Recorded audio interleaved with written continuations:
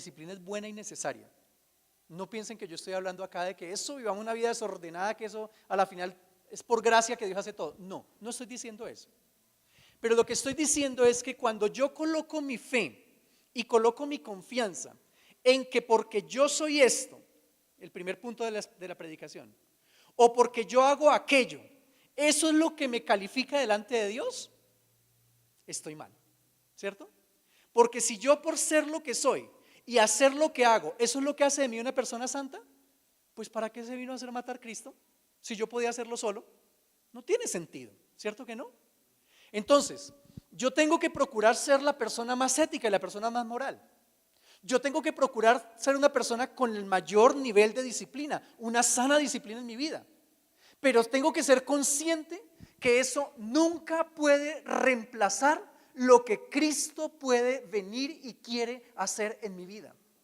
Y debe haber, por el contrario, una dependencia de lo que Cristo quiere hacer y de lo que Él va a hacer. Porque cuando yo dependo de eso y no de lo que yo puedo hacer, ahí comienza el verdadero camino de la verdadera santidad. ¿Me hago entender en la diferencia? Es bien importante. Vuelvo y le insisto, en ningún momento estoy diciendo, si usted tiene una muy buena ética y una muy buena moral, genial, fabuloso. Eso es importante que usted lo tenga, es fundamental que usted lo tenga y no lo tiene, pues lo tenemos que buscar. Si usted es una persona organizada, disciplinada en su vida, pues es espectacular, eso es un camino andado, es algo importante. Pero lo importante también es que usted sepa que eso toca redimirlo dentro de lo que es la gracia y dentro de lo que es la misericordia de Dios. ¿De acuerdo? El amor de Dios.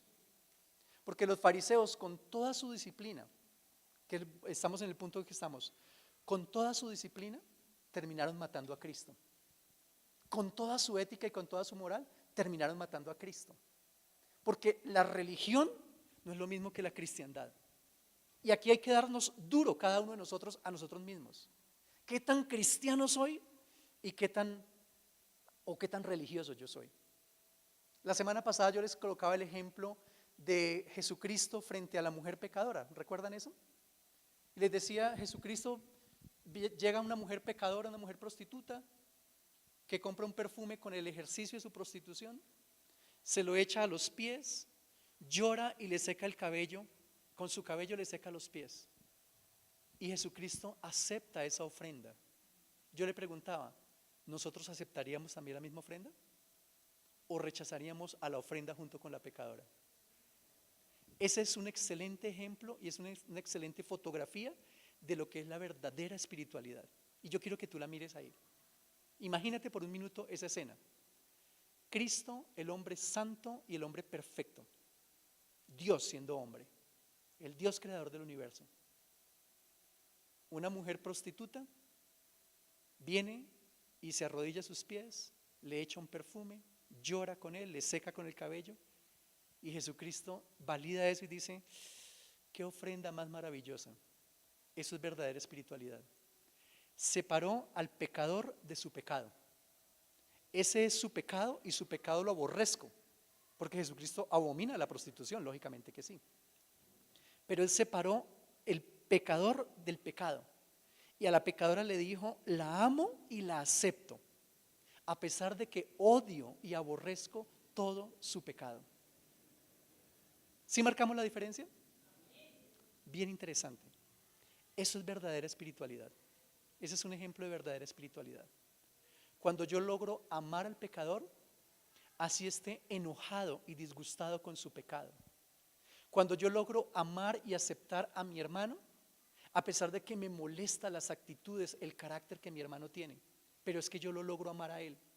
Yo logro amar a mi esposo y a mi esposa, a pesar de las diferencias que tenemos tan grandes y tan marcantes, pero yo lo logro amar, ¿cierto? Esa es la verdadera espiritualidad.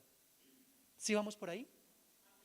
Entonces, no es justicia propia, no es solamente disciplina, hay que ir un poquito más allá. Voy a seguir un poquito más adelante para poder concluir este mensaje en el día de hoy. ¿Qué también impide el hecho de que nosotros alcancemos una verdadera espiritualidad? Jesucristo lo mencionó en Mateo capítulo 22, versículo 29, Cuando estaba hablándole a los saduceos venían a hacerle una pregunta sobre la resurrección. Y la lectura que Jesucristo hizo era una pregunta ahí medio loca que le estaban haciendo los saduceos a Cristo. Si una mujer tiene varios maridos, que su marido murió y después se casó con otro, en la eternidad, ¿de quién va a ser la esposa? Entonces Jesucristo los mira y aprovecha para decirles: ¿saben una cosa? Ustedes erran ignorando las escrituras y el poder de Dios, ¿cierto? Y yo quiero tomar esas palabras de Cristo para hablar sobre lo que impide el alcanzar la verdadera espiritualidad. Yo no puedo alcanzar la verdadera espiritualidad si tengo un conocimiento, un desconocimiento de las escrituras o un conocimiento parcial de ellas. Si yo tengo eso como característica en mi vida, yo no puedo alcanzar la verdadera espiritualidad. Es el caso de los saduceos. Los saduceos era una rama de la religión judía, como todos ellos, especialistas en la ley. Entonces, cuando Jesucristo les dice: ustedes erran ignorando las escrituras, date cuenta de algo importante acá. El error no era el desconocimiento del texto. Ellos conocían el texto. Históricamente sabemos que un escriba de la religión judía tenía la capacidad de transcribir un texto bíblico, una profecía como Jeremías o Isaías, que son profecías supremamente largas.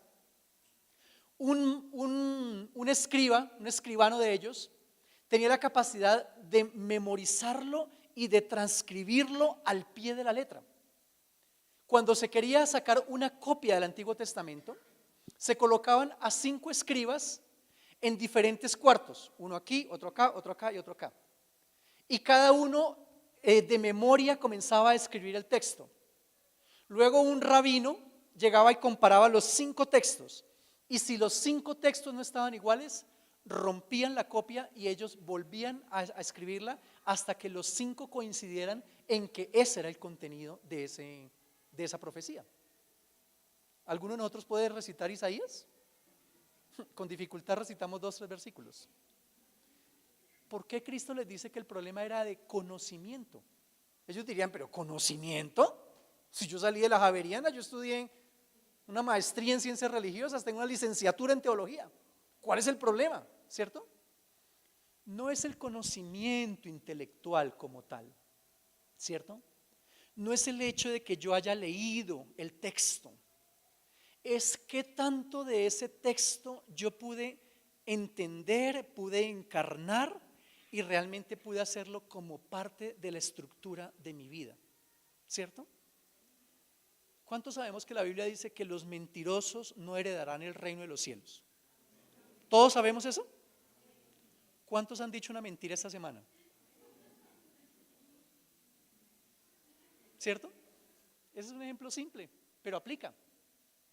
Si yo conozco que la Biblia dice que yo no debo mentir, pero yo miento, ¿realmente conozco? No conozco. Tengo información respecto al texto, pero no tengo conocimiento.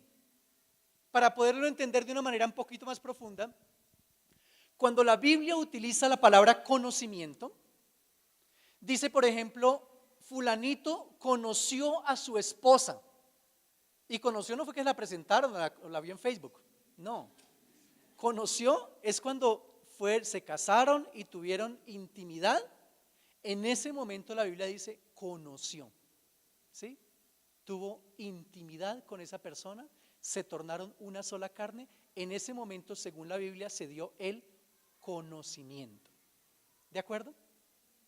La pregunta para ti y para mí: ¿cuánta información tenemos respecto a la Biblia? ¿Y cuánto conocimiento tenemos respecto a la misma? ¿Sí es clara la pregunta? ¿Cuánta información tú y yo tenemos? ¿Y cuánto conocimiento tú y yo tenemos? Que son 2 cosas diferentes. Si lo que yo tengo es información del texto, yo no soy una persona espiritual. Si lo que yo tengo es conocimiento del texto, yo soy una persona espiritual. ¿Sí? Entonces, la Biblia nos invita a que tengamos conocimiento. Si tú tienes conocimiento, ese conocimiento va a ser la base para lograr una vida realmente espiritual. Y en esto vuelvo y le repito, acá tenemos que nosotros, como lo decimos muy popularmente, darnos la juguetera, darnos la pela. En decir, oiga, es interesante lo que dice la Biblia. Yo conozco o yo tengo información. Y si yo me doy cuenta de que yo tengo información, pues es la hora de cambiar. Y decir, oiga, ahora tengo que utilizar esa información para arraigarla en mi vida, para comenzar a vivenciarla y que la información se torne conocimiento. Porque hay N cantidad de cosas que nosotros sabemos de manera intelectual, ¿cierto? Pero que nosotros no lo vivimos. ¿Sabes cuál es el texto que le pega más duro a esto? El texto de Santiago, cuando Santiago le está hablando a los cristianos de la dispersión y les dice, ¿tú crees que Dios es uno? Y responde el mismo apóstol, bien haces, pero también los demonios creen y tiemblan. Durísimo, ¿cierto que sí? ¿Tú crees que Dios es uno? Ay, sí, claro, ¿cómo no? Ay, ¿cómo no voy a creer eso? ¿Cierto? Chévere que lo haga, genial. Pero adivina qué, el diablo cree exactamente lo mismo que cree usted. Entonces, ¿cuál es la diferencia? Que el que crea que Dios es uno, me lleva a vivir una vida diferente, una vida de amor, una vida de devoción. El diablo sabe que Dios existe, pero a veces anda en su cuento, a él no le interesa. Entonces, si yo tengo información sobre un montón de cosas, pero a mí no me interesa vivirlas, porque yo vivo a mi manera, yo vivo bajo mis propios principios, no estoy haciendo nada, estoy cayendo en el ejercicio de la religiosidad. ¿Sí? Nos toca pegarle duro a esto, porque si queremos alcanzar una vida de verdad espiritual, nos toca pensar en el cambio. Último punto de esta enseñanza. ¿Qué es lo que me impide alcanzar una vida realmente espiritual? Incredulidad. Si yo no soy una persona que realmente cree en Dios y confía en lo que está escrito en la palabra, nunca jamás voy a lograr nada de lo que la Biblia coloca como una meta y un objetivo para que yo lo alcance. La Biblia dice, el justo vivirá por la fe, ¿cierto? El justo vive por la fe. Y a pesar de que coloqué este como el último punto, tal vez el más importante de toda esta enseñanza, ¿cierto? ¿Por qué? Porque si yo desarrollo una fe verdadera, todo lo demás va a venir como una consecuencia y va a venir como una añadidura.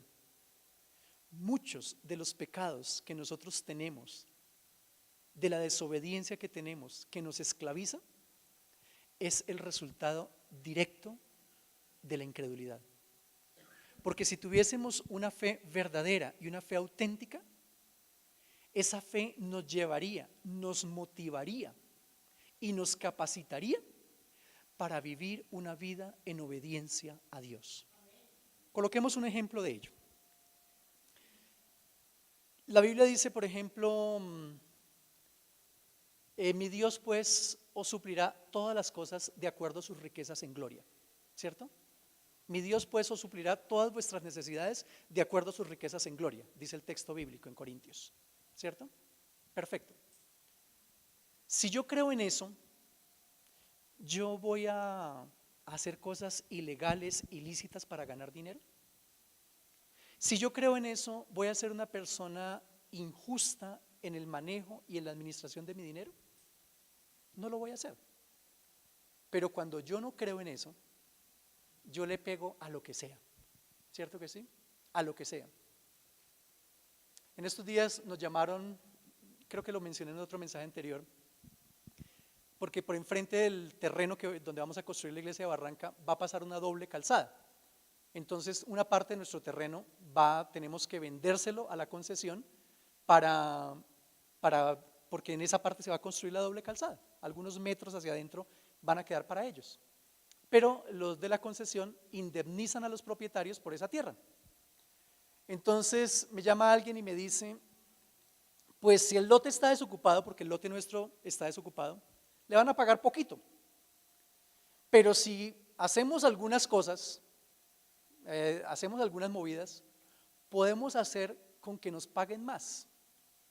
Y me dijo así: ¿usted quiere ganar poquito siendo recto o quiere hacer un torcidito y ganar un poquito más? Así literal. Y me lo decía una persona cristiana. Entonces, bien interesante, ¿cierto? Claro, si mi foco está en el dinero, yo digo, no, píntemela a ver cómo es, ¿cierto? Y miramos a ver cómo se puede hacer, a ver, seamos vivos, seamos, sí, porque el mundo dice que eso es ser inteligente, ¿cierto que sí? Uy, es que ese tipo es un piro para los negocios. ¿Por qué? Porque soborna, porque miente, porque engaña, pero ese es un pilo para los negocios. Y hay la admiración por esa persona, ¿cierto que sí? La sociedad lo admira, la sociedad dice, uy, no, ¿quién fuera como él? Mira el carro en que anda, mira la casa que tiene, mira lo que tiene. Wow, ¿cierto que sí? Pero la Biblia no dice eso. La Biblia no avala ese tipo de comportamientos, en lo más mínimo. Yo les menciono a ustedes noticias porque es que mira, nosotros somos parte de esto que está pasando y si nos descuidamos, podemos caer en algo terrible. Yo no sé qué tanta verdad o qué tanta mentira sea, pero esa semana salió una noticia de un pastor en Barranquilla que lo cogieron porque supuestamente era parte de una banda de fleteros, ¿cierto? Y pues al pastor lo soltaron, lo cogieron por la mañana y por la tarde lo soltaron. Pero una grabación que estaba con la voz del pastor decía: no, hermanos, que Dios los bendiga y que los haga invisibles en lo que ustedes están haciendo. No, mírenlo en Caracol, que por ahí está esa noticia, yo no estoy exagerando nada. Si este pastor sabía, porque no sabemos, porque usted sabe que las noticias todo depende de cómo la quieran contar, pero si el pastor sabía que ellos iban a robar, iban a atracar a una persona y oró para que Dios los hiciera invisibles, grave, gravísimo, terrible. Si él no sabía y fue engañado, que Dios lo guarde y Dios reivindique la imagen de él, ¿cierto? Pero si él lo sabía, estamos en la mala. Porque si alguien me dice: ay, pastor, yo le voy a dar una ofrendita grande, pero ayúdeme a que Dios me saque bien esta vuelta. Yo primero pregunto: ¿cuál es la vuelta? ¿Sí? No, es que vamos a atracar. Ah, no. Yo voy a orar es para que lo agarren más bien, ¿cierto? Pero yo no voy a orar para que a usted le vaya bien. ¿Sí? No podemos vendernos simplemente por las circunstancias, ¿cierto? Y estamos hablando del punto de la incredulidad. Cuando yo creo y confío en algo que dice la palabra de Dios, esa fe hace con que yo me pueda movilizar hacia la obediencia y que cosas buenas comiencen a pasar en mi vida. Pero si no hay fe, yo no voy a llegar a ninguna parte. Y lo coloqué en último punto porque la fe tiene como base el conocimiento, y fue lo que hablamos en la parte anterior. Yo necesito conocer la palabra de Dios. Y además de conocer la palabra de Dios, yo necesito aprender a confiar en la palabra de Dios. Que lo que allí está escrito es verdad y que se va a tornar realidad en mi vida. Si yo confío en eso, hermano, yo puedo descansar y yo puedo comenzar una vida de verdadera obediencia. Y una vida de verdadera obediencia me va a llevar a una vida verdaderamente espiritual. ¿Pero qué tiene que haber? Confianza en la palabra de Dios. Que lo que Dios dijo se va a cumplir. Que si hay una promesa en la palabra, esa promesa es para mí. Y yo puedo descansar en esa promesa y yo puedo confiar en esa promesa y las cosas se van a dar de la manera como Dios está diciendo que se van a dar. Amén. Todos estos elementos son elementos que me van a permitir a mí realmente poder llegar a tener una vida verdaderamente espiritual. Son un montón de información, ¿cierto que sí? Dentro de algún tiempo la van a poder ver en YouTube porque la vamos a colocar ahí para que ustedes la puedan repasar, porque es mucha información. Pero de todo lo que hoy escuchamos, aquello que Dios haya hablado a tu vida, que sea más importante para tu vida, porfa, quédate con ello y comienza a vivirlo, comienza a experimentarlo, porque estamos intentando caminar hacia allá, ¿sí?